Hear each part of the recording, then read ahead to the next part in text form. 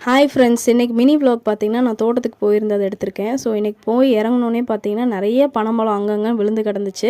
So இந்த பழம் எல்லாம் தேவையில்லாததுனால எல்லாத்தையும் தூக்கி போட்டு எரிச்சாச்சு. விழுந்தா அங்கங்கே முளைச்சிக்கும். அப்புறம் அந்த செடி எடுக்கிறது ரொம்ப ரொம்ப கஷ்டம்.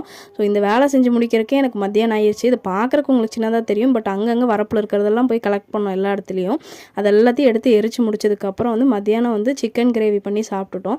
சாப்பிட்டு முடித்தோடனே மாங்காய் பறிக்கிறதுக்கு தான் போயாச்சு. இந்த வருஷம் பார்த்திங்கன்னா எல்லா ஊர்லேயும் மாம்பழம் ஈல்டு ரொம்ப ரொம்ப கம்மி தான்.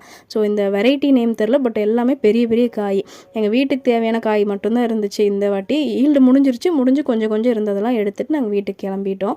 ஸோ பாருங்கள் எவ்வளோ பெரிய காயாக இருக்குன்ட்டு. அதுக்கப்புறம் பார்த்திங்கன்னா நான் முந்திரி பழ தோட்டத்து வழியாக போயிட்டு இருக்கும்போது பார்த்திங்கன்னா அங்கேயும் ஈல்டு முடிஞ்சிருச்சு. பட் 1-2 பழம் அணில் கடிச்சது இருந்துச்சு. அதை எடுத்து சாப்பிட்டா செம்ம டேஸ்ட்டாக இருக்கும்.